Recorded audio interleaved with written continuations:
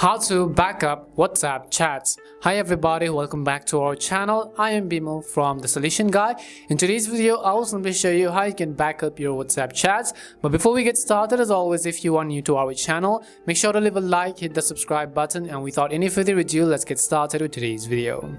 So first things first, what you want to do is in order to backup chats, it's a little bit different process compared to Android and iOS users. For iOS users on iPhone, you have to backup your chats to your iCloud or to your iCloud or Apple account, and for Android users you have to back up to your Google Drive account. So the process is similarly different, and in order to actually back it up, we're going to open up WhatsApp. Once we open up WhatsApp, you can see some of the chats, and if you don't want to delete them and if you want to back them up, what you want to do is on the top right corner, simply tap on the three dot icon.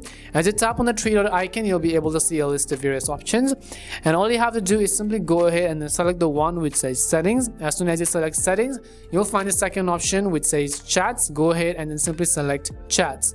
As you select chats, you have to scroll down and you'll find a section which says chat backup. All you have to do is tap on the chat backup button, and once you've done so, you can see at the top you have to first of all select a Google account on which you want to backup your chats to.